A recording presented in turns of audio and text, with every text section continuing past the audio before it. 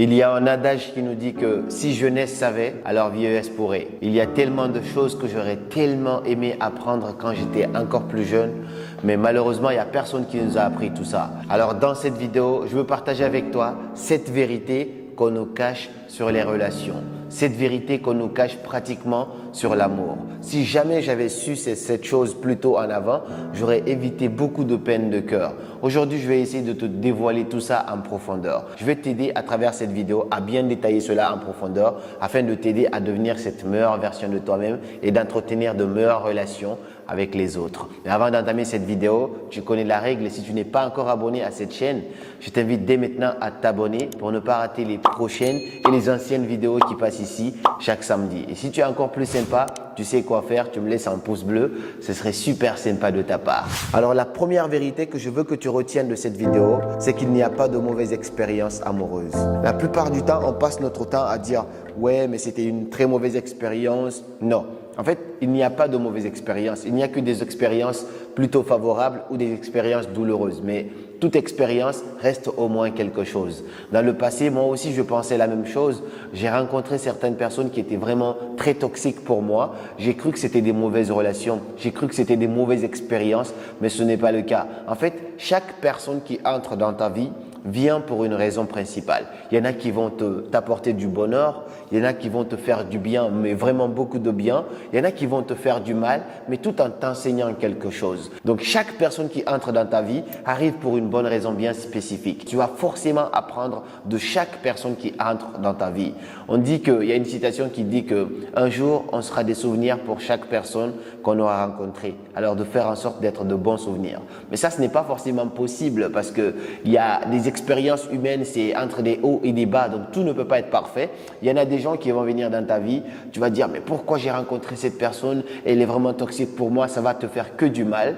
Mais cette personne est là pour t'enseigner quelque chose. Il faut traverser certaines situations pour pouvoir aboutir à certaines situations. Aujourd'hui, peut-être que tu es dans une relation assez toxique pour toi. Tu te demandes, mais pourquoi toi? Pourquoi tu n'arrives pas à passer à autre chose? Et ainsi de suite. Mais peut-être qu'il faut que tu traverses cette période pour mieux te connaître, pour comprendre qu'est-ce que tu aimes, qu'est-ce que tu n'aimes pas, qu'est-ce que tu vaux, qu'est-ce que tu ne vaux pas, pour vraiment connaître qui tu es en profondeur afin de pouvoir nouer une bonne, meilleure relation avec les autres plus tard. Mais il n'y a pas de mauvaise expérience. Et la deuxième vérité qu'on nous a toujours cachée sur l'amour, sur les relations, c'est que tu ne peux pas avoir une bonne relation saine avec quelqu'un d'autre tant que tu n'as pas cette bonne relation saine avec toi-même.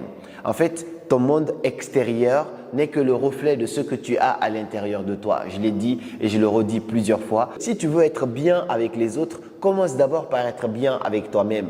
Aujourd'hui, moi j'ai rencontré pas mal de personnes en coaching qui ont l'envie brûlant, l'envie mais vraiment brûlant de rencontrer quelqu'un. Ils se disent « ouais mais il faut que je rencontre quelqu'un, j'en ai marre de la solitude ». Mais en fait, tant que tu n'es pas prêt déjà à apprécier ta propre compagnie, tant que tu n'es pas prêt à être bien avec toi-même, comment tu t'attends à être bien avec les autres? Parce qu'on dit que ton monde intérieur reflète ce que tu as à l'extérieur. Donc, si tu es bien avec toi-même, quand tu rencontres les gens, tu vas dégager cela. C'est-à-dire que tu n'es pas dépendant de l'amour que quelqu'un d'autre va te donner. Mais si tu n'es pas bien avec toi-même, tu as peur de te retrouver tout seul, tu as peur de te retrouver avec la personne la plus importante de ta vie qui est toi. Alors, comment tu penses être bien avec les autres? C'est pourquoi beaucoup de gens sont dans des relations toxiques parce que les gens n'ont pas commencé d'abord par être en couple avec eux-mêmes avant d'être en couple avec l'autre personne. Tu n'as pas pu comprendre quels sont tes besoins, qui tu es. Tu ne te connais pas parce que tu n'as pas appris à passer du temps avec toi. Quand tu es avec l'autre, tu vas être là à quémander de l'amour.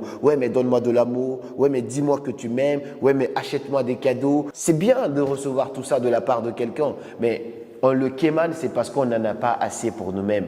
Donc, la meilleure façon de se mettre en couple avec les autres, c'est d'abord commencer par se mettre en couple avec soi-même. Se mettre en couple avec soi-même, c'est pas se porter une bague et dire « ouais, voilà, je suis en couple avec moi-même ». Non, c'est juste commencer à kiffer ta propre compagnie. Commence à passer du temps tout seul. L'une des personnes les plus charismatiques, les plus fortes pour moi dans ce monde-là, c'est une personne qui est capable de s'inviter au resto lui-même. C'est une personne qui est capable de se dire « aujourd'hui, j'ai envie de voir tel film, j'y vais, je vais voir ce film ». C'est une personne qui est capable de se dire « j'ai envie d'aller dans tel pays parce que je ne l'ai jamais vu. Ok, il n'y a personne qui veut venir, j'y vais quand même ». Une fois que tu as atteint ce niveau-là, il n'y a personne, mais jamais personne qui pourra déstabiliser ta paix intérieure. Et la troisième chose que je veux que tu retiennes sur l'amour, que personne ne t'a jamais dit, c'est que les couples qui s'affichent le plus ne sont pas forcément les couples les plus heureux.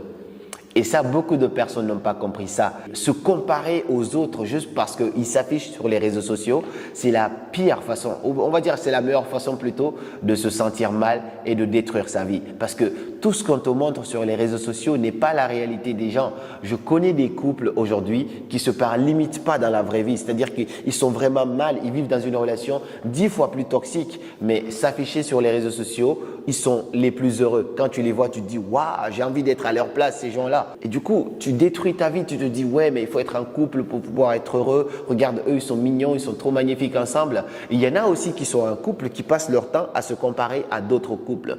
Les couples qui s'affichent ne sont pas forcément les plus heureux. Une fois, je t'ai raconté cette histoire ici. J'avais deux amis qui étaient un couple, mais qui s'entendaient absolument pas, qui ont été avec moi dans une autre ville. On a été à la plage. On a rencontré deux autres amis qui étaient en couple. J'étais le seul maillon qui n'était pas en couple, mais j'étais bien avec moi-même. J'étais vraiment très bien aligné. Mais moi, j'ai fait ce constat-là. Mes deux amis avec lesquels j'étais parti, s'entendaient pas très bien, ça n'allait pas, mais ils étaient en couple quand même. Ils sont allés, ils ont croisé deux autres amis. Ils pensaient que eux, c'est le couple parfait parce que eux, en public, ils savaient vraiment se tenir la main, se faire des bisous, faire comme si tout allait super bien, alors qu'en réalité, ils étaient dans la relation la plus toxique qui puisse exister. Ils s'entendaient pas du tout quand il y avait personne. À deux, c'était l'enfer. Mais quand mes deux amis avec lesquels je suis parti ont vu ces deux autres-là, la fille, elle a commencé à faire des reproches à son copain. Ouais, mais toi, tu me fais pas ça. Regarde, ils sont tellement mignons. T'es trop toxique, tu fais pas ça, ainsi de suite. Elle a commencé à critiquer son copain en comparant son couple à l'autre couple, alors que l'autre couple a juste décidé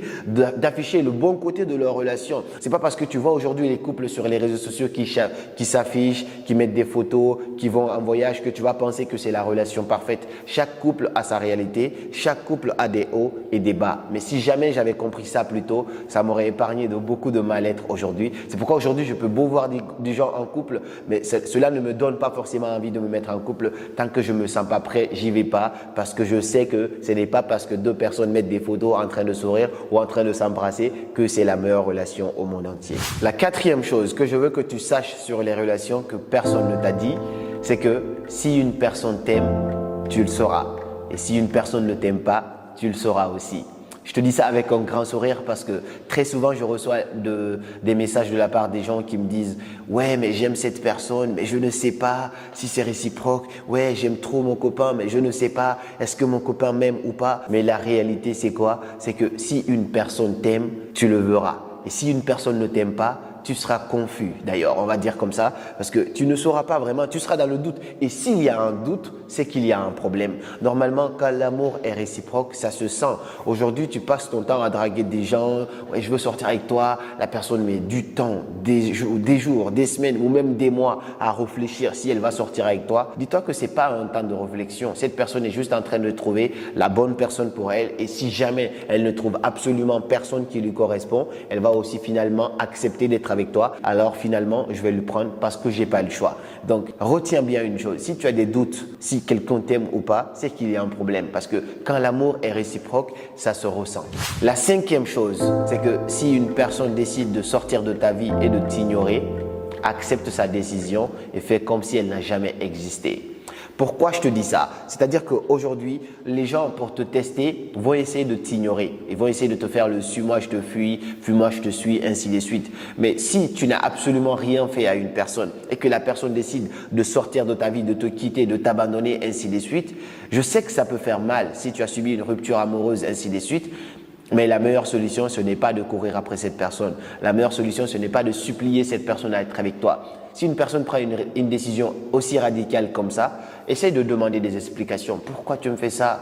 Essaye de me comprendre, explique-moi, communiquer. Mais si la personne n'a vraiment pas envie de faire ça et la personne te ghoste, coupe tous les ponts avec toi, accepte sa décision. Si tu acceptes sa décision, comme par magie, la personne risque de revenir sur son intention. Mais si tu continues à courir après la personne, tu lui confirmes qu'elle a fait le bon choix, pour que toi, tu puisses encore continuer à le courir après. Et il faut être dans ce qu'on appelle le lâcher prise. Ce qui est destiné à se retrouver se retrouvera et ce qui n'est pas destiné à être ensemble ne sera jamais ensemble, peu importe ce que tu feras en fait. Peu importe ce que tu feras. La sixième chose qu'on nous a jamais appris sur l'amour, c'est que on t'achète au prix auquel tu te vends.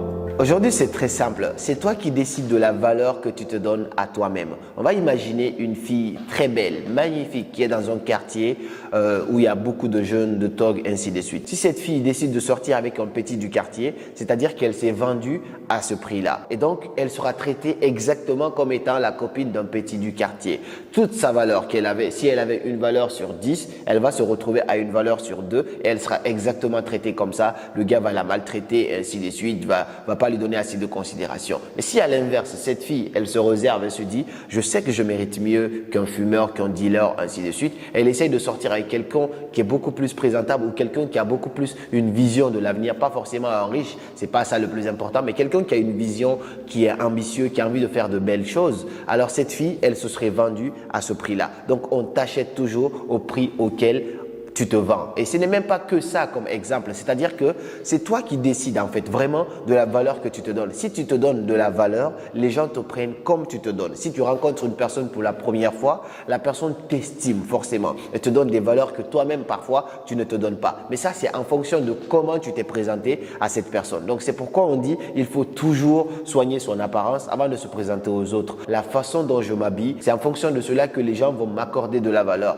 Je sais que l'être humain n'a pas cette capacité de voir directement ce que tu as à l'intérieur de toi. Les gens ne voient que comment tu te poses à l'extérieur. Et donc, la façon dont tu t'habilles, la façon dont tu te présentes aux autres détermine la façon dont ils vont te prendre. Donc, tu es toujours acheté en fonction de combien tu te vends. Et la septième chose que j'aurais tellement aimé qu'on m'apprenne, mais personne n'a jamais pris le temps de m'enseigner cela, c'est que il ne faut jamais sacrifier qui tu es pour essayer de plaire à quelqu'un. Grant Cardone, un des grands entrepreneurs aux États-Unis, a dit un jour qu'une fois, il a parlé avec sa femme. Il a dit à sa femme, je te donnerai tout ce que tu veux. Je ferai pour toi tout ce que tu veux.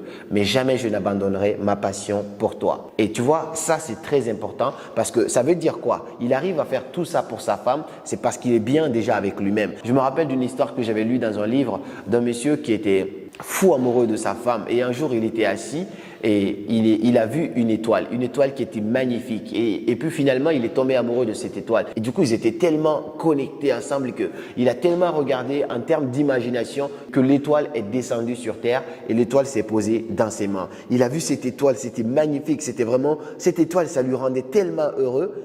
Et finalement, il prend cette étoile. Il se dépêche, il va voir sa copine ou sa femme et lui dit « Hey chérie, regarde, ce truc, il est magnifique, ça me rend heureux. Tiens, je te le donne parce que je t'aime. » Et depuis qu'il a donné cette étoile à cette femme, elle a dit « Mais c'est quoi ça ?» Elle l'a fait tomber parce qu'elle ne voyait pas la même valeur que lui. Et l'étoile est tombée, ça s'est brisé et la relation aussi s'est brisée en même temps. Pourquoi je te raconte ça? Parce que si tu prends ce qui te rend heureux, toi, et tu mets ça dans les mains de quelqu'un d'autre parce que tu veux rendre cette personne heureuse, la relation déjà, elle ne va pas marcher et tu te feras du mal dans un mauvais sens parce que ça ne fera jamais marcher la relation et toi-même, tu ne peux pas être bien avec cette personne tant que toi, tu n'as pas été bien d'abord avec toi-même. Donc, ton bonheur, ce qui te rend heureux, doit être à toi et c'est en fonction de ça que tu vas avoir assez de force et assez d'énergie pour pouvoir faire plaisir à quelqu'un d'autre. Donc, voilà les 7 choses que je voulais partager. Mais d'ailleurs, je voulais te demander quel est le point ici qui t'interpelle le plus, qu'est-ce qui te parle le plus et qu'est-ce que tu savais déjà que tu appliquais au quotidien et qu'est-ce que tu ignorais au quotidien. Dis-moi ça dans les commentaires et puis si cette vidéo te plaît, n'hésite pas à la partager avec quelqu'un, un proche, un ami pour pouvoir aider d'autres personnes aussi à comprendre toutes ces vérités qu'on nous cache à propos de l'amour. Et comme toujours, c'était Karamo, suivez vos rêves, ils connaissent le chemin.